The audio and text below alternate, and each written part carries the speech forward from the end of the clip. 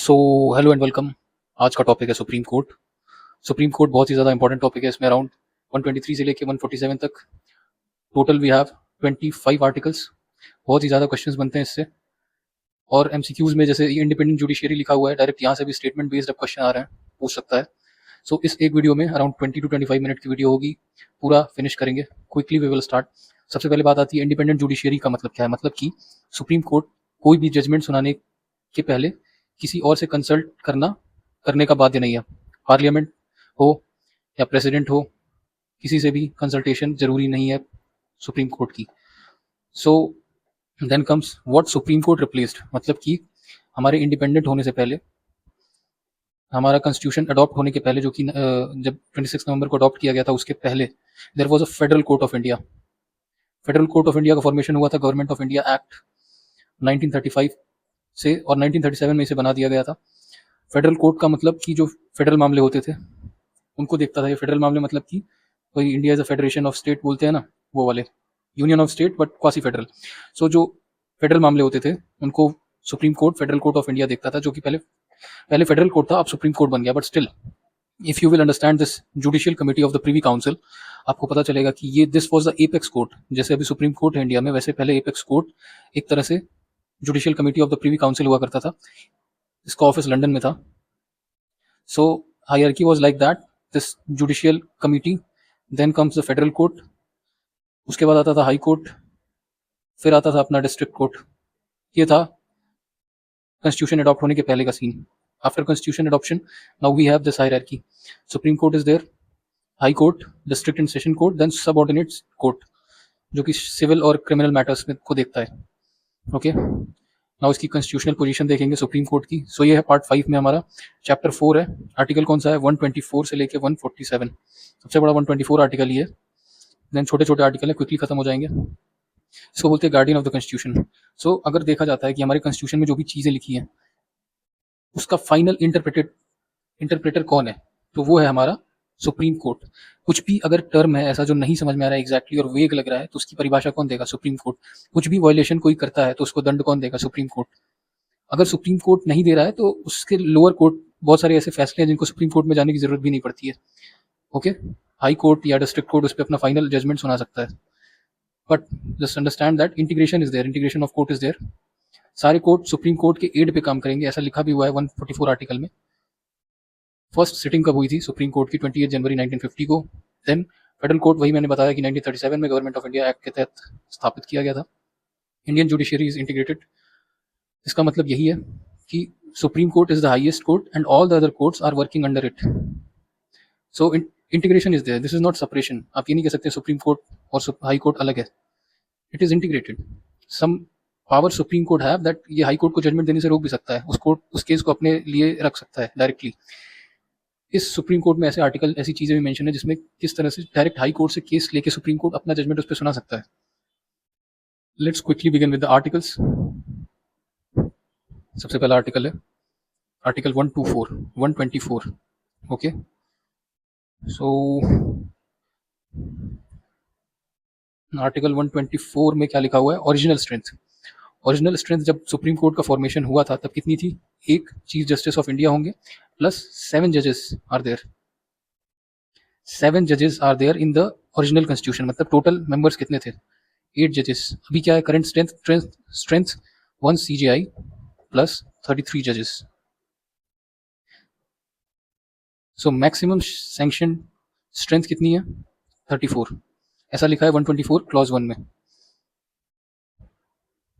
Okay, अब आते हैं अपॉइंटमेंट ऑफ जजेस। अपॉइंटमेंट ऑफ जजेस is done by who? So supreme court के जजेस की अपॉइंटमेंट एक लंबा केस था। थ्रू द टाइम ये बार बार चेंज हुआ था कि कैसे अपॉइंटमेंट होगी। सो बात आती है कि who will appoint. So president will appoint the जजेस। जजेस का अपॉइंटमेंट करेगा कौन? प्रेसिडेंट। किसके कंसल्टेशन पे? चीफ जज, जो कि चीफ जस्टिस ऑफ इंडिया, उसके कंसल्टेशन पे। जो 33 अदर जजेस हैं उसमें से जो भी अपॉइंट करेगा वो प्रेसिडेंट करेगा। पहले वैसे 7 था बट अब 33 है जो अदर जजेस हैं apart from chief justice.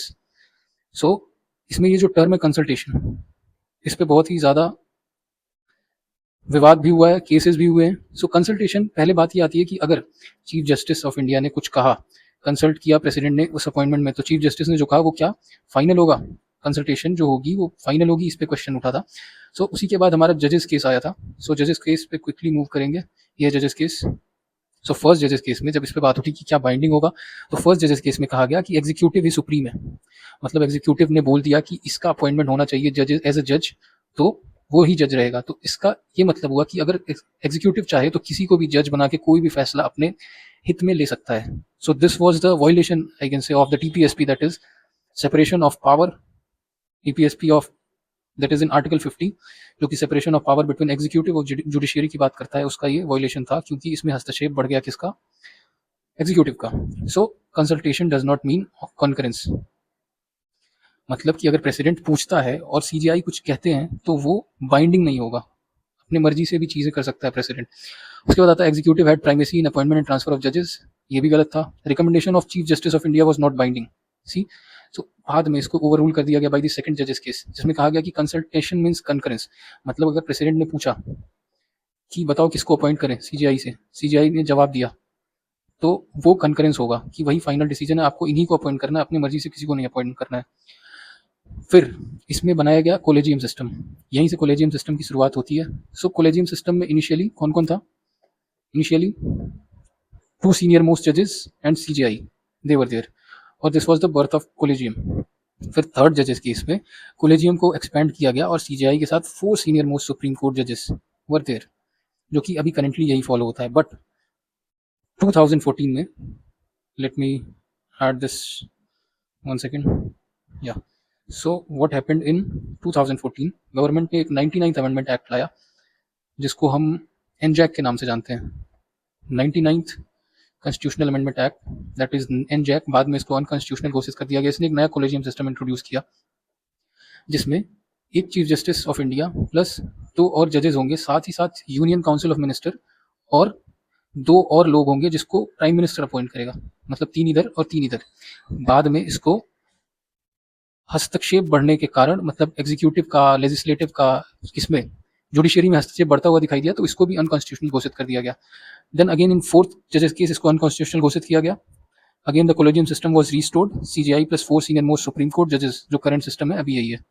Okay, now we will quickly move to our articles. अब टर्म ऑफ जज कितना होगा, टर्म होगा हमारा 65 ईयर मैक्सिमम एज है।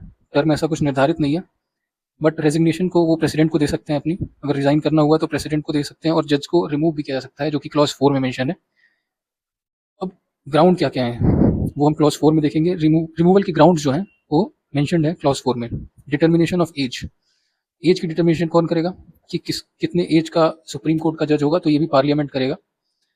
क्वालिफिकेशन क्या होनी चाहिए, क्वालिफिकेशन जज की सबसे पहले तो हैज बीन एटलीस्ट 5 इयर्स जज ऑफ हाई कोर्ट और सिमिलर कोर्ट, या तो 5 साल के लिए जज हो, या तो 10 साल के लिए वकील हो, या फिर प्रेसिडेंट के नज़र में डिस्टिंग्विश्ड जूरिस्ट हो। डिस्टिंग्विश्ड जूरिस्ट मतलब बहुत ही अच्छा जूरिस्ट, अच्छे डिसीजन दिया हो। सो ऐसा अभी तक किसी को बनाया नहीं गया है, क्योंकि इसका मतलब है कि एग्जीक्यूटिव का हस्तक्षेप बढ़ जाना अगेन। सो अब तक किसी को बनाया नहीं गया है इस तरह डिस्टिंग्विश्ड जूरिस्ट को जज। नाउ रिमूवल ऑफ जजेस, रिमूवल ऑफ जजेस है, उसमें स्पेशल मेजोरिटी की जरूरत पड़ती है। ये क्लॉज 4 है, जो कि यहाँ मेंशन है कि क्लॉज 4 में मेंशन है रिमूवल। तो क्या इसमें मेंशन है कि जजेस of supreme court shall be remove from his office by the president in the manner provided in clause 4 of article 124। क्या क्या है रिमूवल का प्रोसीजर और किन ग्राउंड्स पर रिमूवल होता है, प्रूव्ड मिसबिहेवियर और incapacity by special majority. Clause 5 क्या कहता है कि पार्लियामेंट में by law make provision for the investigation of the misbehaviour और इनकैपेसिटी। स्पेशल मेजोरिटी मतलब मेजोरिटी ऑफ टोटल मेंबरशिप और 2/3 member present and voting. Simply इसमें ये समझिए कि 2 ग्राउंड्स हैं, ये 2 ग्राउंड याद कर लीजिए, स्पेशल मेजोरिटी से पास होगा और क्लॉज 124 में मेंशन है, दैट्स इट। अब आता है हमारा article 125, salaries and allowance of the जजेस of supreme court shall be determined by the parliament. Parliament determine करेगा सैलरीज और अलाउंस, और मतलब कोई जज अगर बना दिया गया है तो बीच में उसका कोई कंडीशन ऑफ द ऑफिस नहीं बदला जाएगा, बट अलाउंस और सैलरी जो है वो पार्लियामेंट डिसाइड करेगा। Appointment of acting chief justice, the president shall appoint the जज to be the acting chief justice of India when, let's say कि सीजीआई की पोजीशन खाली है, वैकेंट है, तो किसी को एक्टिंग सीजीआई बनाया जा सकता है by the president.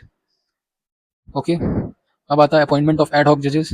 Let's say कि बहुत ज़्यादा कार्यभार बढ़ गया है सुप्रीम कोर्ट के पास, बहुत सारे कोर्ट केसेस पेंडिंग हैं। सो किसी भी हाई कोर्ट के जज को, या यहाँ लिखा हुआ है previous consent of the president and in consultation with chief justice of the concern high court में रिक्वेस्ट अ जज ऑफ हाई कोर्ट, किसी भी हाई कोर्ट के जज को who is qualified to be जज ऑफ द सुप्रीम कोर्ट, मतलब उसने 5 साल का अपना पूरा कर लिया है एज अ हाई कोर्ट जज, उसको एक्टिंग चीफ जस्टिस या एड हॉक जज, not acting chief justice but जज बनाया जा सकता है।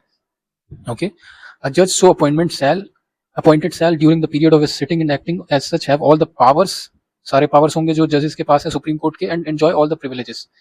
ये अंडरस्टैंडेबल टॉपिक है, सारे में लिखा है, जैसे वाइस प्रेसिडेंट में लिखा है, वाइस प्रेसिडेंट को जब प्रेसिडेंट बना देते हैं या सीजीआई को जब प्रेसिडेंट बना देते हैं तो सेम पावर जो प्रेसिडेंट की होती है वो इन दोनों के पास हो जाती है। ये बहुत ही इजी अंडरस्टैंडेबल टॉपिक है, अंडरस्टैंडेबल।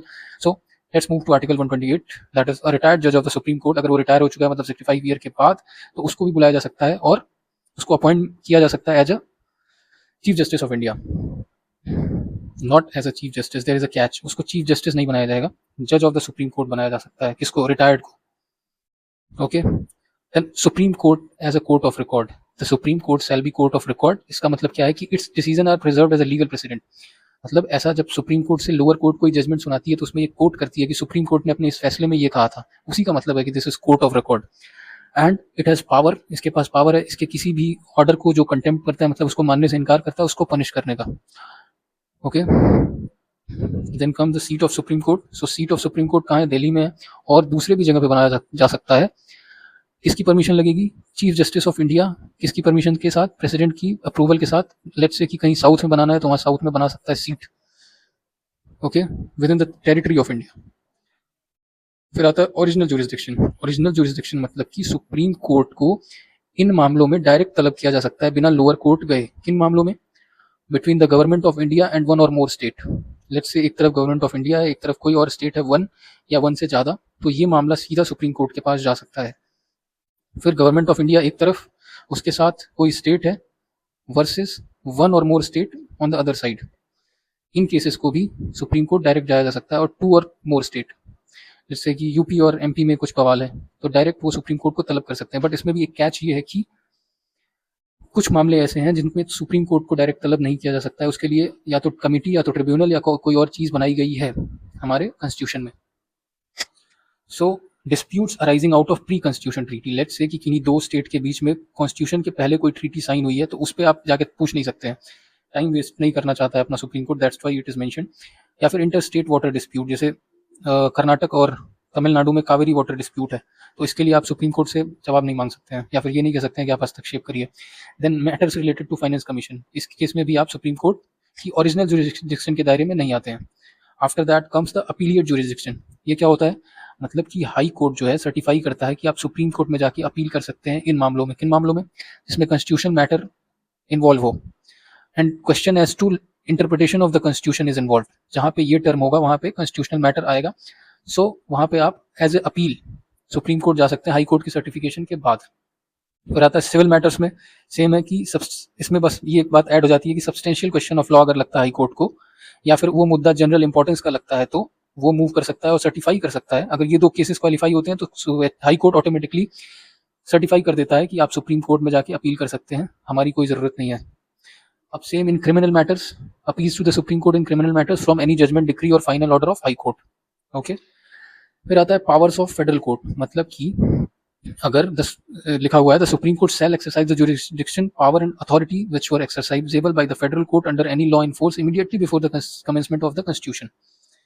सो सुप्रीम कोर्ट जो है फेडरल कोर्ट की तरह भी बिहेव करेगा। कुछ लॉज जो हैं जो पहले से अभी चले आ रहे हैं, बहुत सारे ऐसे लॉज एंड ट्रीटीज हैं जो कॉन्स्टिट्यूशन के पहले से अभी तक चली आ रही हैं, उन मैटर्स में supreme court as a federal court law सुना सकता है। फिर आता है स्पेशल लीव टू अपील। अब हाई कोर्ट जो है अगर कोई मैटर देख रहा है बट सुप्रीम कोर्ट ने उसको स्पेशल लीव दे दिया उस मैटर को, तो डायरेक्टली वो सुप्रीम कोर्ट में चला जाएगा, ठीक है। But this article does not apply to any judgment, decree, determination, sentence or order passed or made by any court or tribunal constituted by or under any law relating to the armed forces.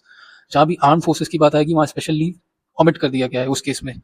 उसके बाद आती है बात article 137 में review of judgement, मतलब कि supreme court अपने judgement को खुद रिव्यू कर सकता है। ये तो हमने देखा ही है बहुत सारे मैटर्स में, केशवानंद भारती, गोलकनाथ, शंकरी प्रसाद, इन सारे केसेस में सुप्रीम कोर्ट ने अपने ही दिए हुए डिसीजन को दोबारा रिव्यू किया था और अपने ही जजमेंट को पलटा था। जैसे शंकरी प्रसाद केस में कहा था कि आप अमेंड कर सकते हैं फंडामेंटल राइट, गोलकनाथ केस में उसका उल्टा कह दिया था। Then again Kesavananda Bharati case में डॉक्ट्रिन, बेसिक स्ट्रक्चर डॉक्ट्रिन दिया था। सो अपने जजमेंट को खुद रिव्यू कर सकता है सुप्रीम कोर्ट। देन आता है एनलार्जमेंट ऑफ जुरिस्डिक्शन। पार्लियामेंट जो है सुप्रीम कोर्ट का जुरिस्डिक्शन अगर नहीं मेंशन है कहीं, तो उसको एनलार्ज करके उसको ये पावर दे सकता है कि आप इस केस में भी फैसला सुना सकते हैं। इसी को बोलते हैं जुडिशियल एक्टिविज्म। मतलब जहां नहीं भी मेंशनड है वहां पे सुप्रीम कोर्ट अपना फैसला दे सकता है। फिर आता है सर्टेन रिट्स। रिट्स कौन कौन से? Habeas corpus, mandamus, prohibition, quo warranto and सर्शियरी। So fundamental rights के केस में सुप्रीम कोर्ट के पास पावर है रिट इशू करने का, अगर फंडामेंटल राइट वायलेट हो रहा है किसी भी व्यक्ति का। बट हाई कोर्ट के पास लीगल राइट्स के केस में भी रिट इशू करने का पावर है। सो क्वेश्चन ये बनता है कि हाई कोर्ट के पास रिट के केस में क्या एक्स्ट्रा पावर है? तो सो that is legal right. Legal right के केस में एक्स्ट्रा पावर है। And ancillary powers of Supreme Court. The Supreme Court shall have ancillary powers as may necessary for the complete exercise of its jurisdiction. Power that are additional but necessary to full carry out main powers. Let's say कि कहीं कुछ करने का नहीं power है, but extra power supreme court के पास रहती है कि वो उस किसी चीज पे जजमेंट दे सके। That is called ancillary power. Then comes the article 141। इसमें ये कहता है कि law declared by supreme court, अगर सुप्रीम कोर्ट ने कोई लॉ डिक्लेयर कर दिया तो हाई कोर्ट हो उससे लोअर कोर्ट हो, सब पे बाइंडिंग होगा। 142 में कहता है कि enforcement of decree and orders के लिए, कंप्लीट जस्टिस देने के लिए सुप्रीम कोर्ट कुछ भी डिक्री या ऑर्डर इशू कर सकता है। ये भी जुडिशियल एक्टिविज्म का पार्ट है। अब आता है एडवाइजरी जुरिस्डिक्शन। इसमें सुप्रीम कोर्ट से प्रेसिडेंट किसी भी मामले में जो कि रिलेट करता है किससे, लॉ और फैक्ट ऑफ पब्लिक इंपॉर्टेंस या matters arising out of pre constitution, constitution बनने के पहले का कोई मैटर हो या पब्लिक इंपॉर्टेंस का, तो उस केस में सुप्रीम कोर्ट को तलब किया जा सकता है। जैसे बेरूबारी यूनियन के टाइम पे जब अपनी प्रॉपर्टी इंडिया की टेरिटरी दी जा रही थी किसको, बांग्लादेश को, या तब उसके टाइम पे पाकिस्तान बोला जाता था, वेस्ट पाकिस्तान। तब सुप्रीम कोर्ट को प्रेसिडेंट ने तलब किया था कि क्या इसके लिए अमेंडमेंट जरूरी है, क्या हम सीड कर सकते हैं अपनी territory. So that is advisory jurisdiction. Then comes under civil and judicial authority to act in aid of supreme court. जैसे 144 लिखा है तो 44 मिलके एक को एड करेंगे।